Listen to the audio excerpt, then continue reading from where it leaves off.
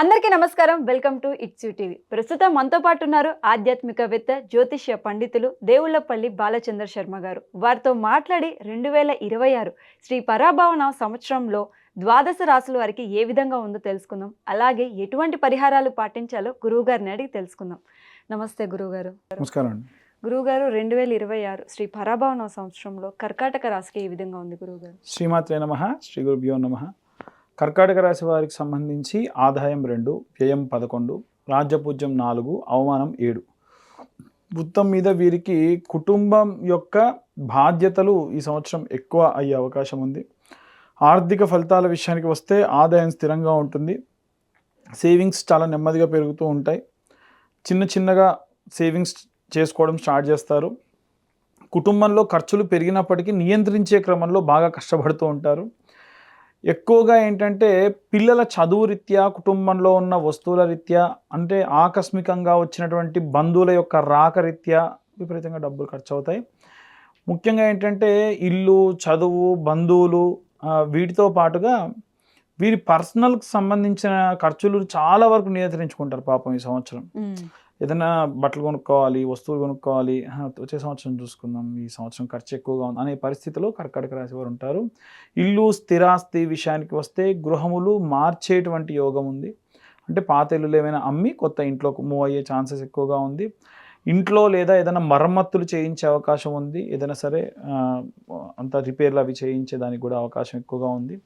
భూ సంబంధిత లాభం ఎక్కువగా గోచరిస్తుంది. వీరు భూమి కొన్నా అమ్మినా ఈ సంవత్సరం లాభంలోనే ఉంటారు, నష్టంలో ఉండరు.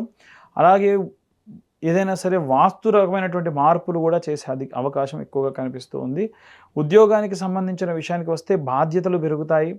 అలాగే ప్రమోషన్స్ కంటే కూడా ఎక్కువ అయినటువంటి బాధ్యతలు ఎక్కువగా ఉంటాయి. వీరికి ప్రమోషన్ అనేటువంటి చాలా చిన్నది అవుతుంది అనమాట. ఎందుకంటే ప్రమోషన్ రాకుండానే వాళ్ళు ఆ పనులన్నీ చేసేవాళ్ళు గతంలో. ఆ పరంగా ఉంటుంది. ప్రభుత్వ ఉద్యోగస్తులకి శుభకాలం అని చెప్పొచ్చు. కష్టానికి తగినటువంటి ప్రతిఫలం ఉద్యోగస్తులందరికీ కూడా ఖచ్చితంగా కనిపిస్తూ ఉంటుంది.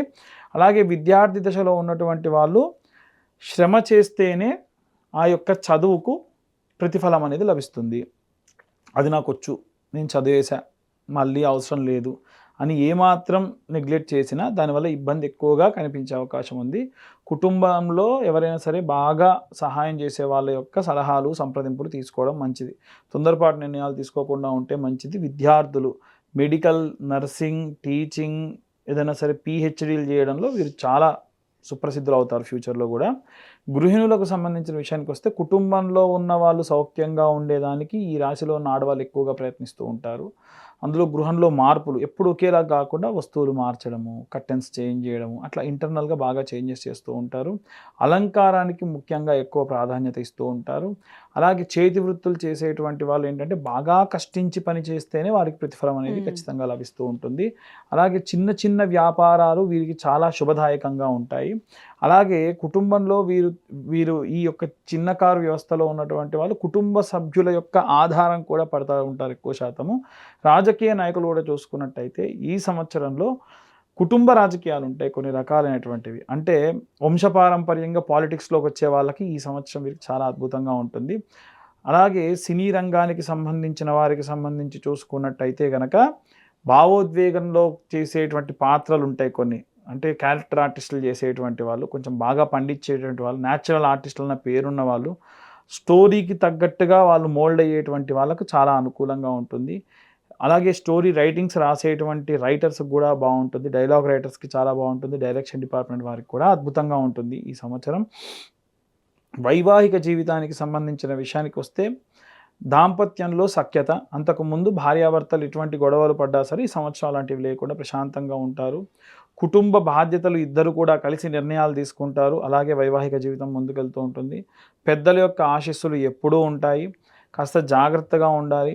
భావోద్వేగాలకు చాలాసార్లు గురవుతూ ఉంటారు. ఎమోషన్ అయిపోతూ ఉంటారు. వీలైనంతవరకు కంట్రోల్ చేసుకోవాలి. సంతానానికి సంబంధించి సౌఖ్యం, కానీ పిల్లలు చేసేటువంటి మొండి పనుల వల్ల వీరు బాగా ఇబ్బంది పడుతూ ఉంటారు. సంతానం లేని వారు కూడా ఏంటంటే ఈ యొక్క ద్వితీయార్థంలో సంతానానికి సంబంధించి అద్భుతంగా ఉంటుంది. అలాగే విదేశాల్లో చదువు కోసం పిల్లలు వెళ్ళడం, దాని పరంగా కూడా అద్భుతంగా ఉంటుంది. ఆరోగ్యపరంగా చూసుకుంటే కనుక ఛాతీ సమస్యలు, వాయు సంబంధితమైనటువంటి బాధలు, శ్వాసకోశ సమస్యలు, తీవ్రంగా ఉంటూ ఉంటాయి. అలాగే జలుబు, మానసికమైన ఒత్తిడి, సైనస్ ప్రాబ్లం వల్ల నిద్ర పట్టకపోవడము, ఈ రకమైన ఇబ్బందులు బాగా పడుతూ ఉంటారు. అధికంగా ఫుడ్ తీసుకునేటప్పుడు ఉప్పు పదార్థాలు తీసుకోవడం గానీ, వేయించినటువంటి ఆయిల్ ఫుడ్స్ తీసుకోవడం వీరికి అంత మంచిది కాదు. వీలైనంత వరకు అకాలంగా వీరు భోజనం చేయడము, అన్‌ఎక్స్‌పెక్టెడ్‌గా ట్రావెల్ చేస్తున్నారు అంటే చాలా జాగ్రత్తగా ఉండాలి. ఏదైనా సరే అనుకోకుండా ట్రావెల్ చేస్తున్నారంటే చాలా జాగ్రత్తగా ట్రావెల్ చేస్తూ ఉండాలి. అకారణంగా ఎవరు అట్లా ట్రావెల్ చేయకూడదు కూడా. కర్కాటక రాశి వారికి సంబంధించి గోచార రీత్యా చూసుకుంటే గురు గోచారంలో అత్యంత శుభదాయకంగా ఉంది.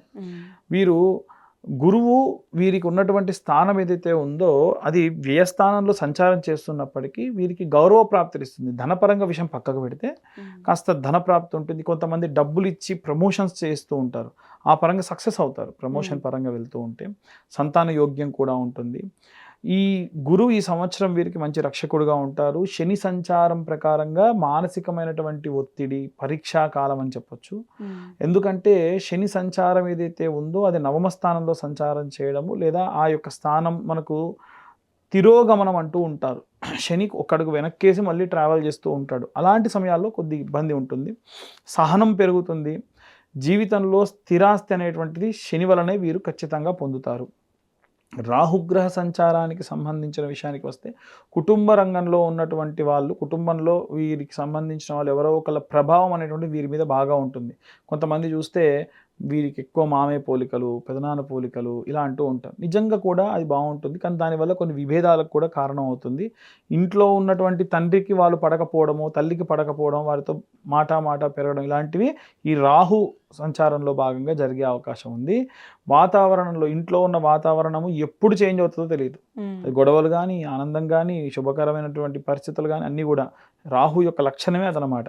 అలాగే వీరు పెద్దలతో మాట్లాడేటప్పుడు కూడా కొద్దిగా గౌరవాన్ని పెంచి మాట్లాడితే మంచిది. వీరికి సాధారణంగా ఏంటంటే వీళ్ళ మనసులో ఏముందో అదే వారికి మాటల రూపంలో వస్తాయి. మర్యాద లేకుండానే వస్తుంది. దానివల్ల ఇబ్బంది పడుతూ ఉంటారు. కేతుగ్రహ సంచారం వల్ల భక్తి పెరుగుతుంది, క్యాలిక్యులేషన్స్ పెరుగుతాయి, ఎమోషనల్గా ఎక్కువగా ఉంటూ ఉంటారు. ఆ చంద్రగ్రహ సంబంధిత ప్రభావం ప్రకారంగా వీరికి ఏంటంటే వీరి జాతకంలో కూడా చంద్రుడు ఎక్కడున్నాడు అనేటువంటిది స్వీయ జాతకాన్ని మనం ప్రామాణికంగా తీసుకొని చెప్పాలి. అలాగే కొన్ని కీలకమైనటువంటి నిర్ణయాలు కూడా తీసుకునే అవకాశం ఉంది. కుటుంబంలో ప్రేమ, ఆప్యాయతలు ఉంటాయి, పెరుగుతూ ఉంటాయి. కానీ వీరు ఎక్కువ ప్రకటించరు. ఎక్కువ శాతం కొంచెం ముభావంగానే ఉంటూ ఉంటారు. అలాగే వీరి యొక్క జీవితంలో వీరి యొక్క ఈ గ్రహ సంచారాల్లో భాగంగా ఈ సంవత్సరంలో కొన్ని నష్టాలు కూడా ఉన్నాయి.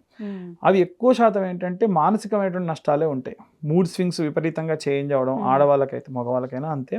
కాకపోతే ఏంటంటే విపరీతంగా ఆలోచించేటువంటి ధోరణిలో ఒక మనిషి గురించి పాజిటివ్ ఎంత అనుకుంటారో నెగిటివ్ పరంగా కూడా అంతే వెళ్తూ ఉంటారు. గురువుగారు వాళ్ళకి వచ్చిన ఆటంకాలను అధిగమించి ముందుకెళ్లాలంటే ఎటువంటి పరిహారాలు పాటించాలి గురువుగారు? శివుడికి ఆరాధన చేసుకోవడము, రుద్రాభిషేకం చేయడము, రుద్రహోమం చేయడము, వీలైతే ప్రతి నెల మాస శివరాత్రి నాడు గనక విశేషంగా శివుడికి రుద్రాభిషేకం, రుద్రహోమం చేయడం మంచిది ఒకటి.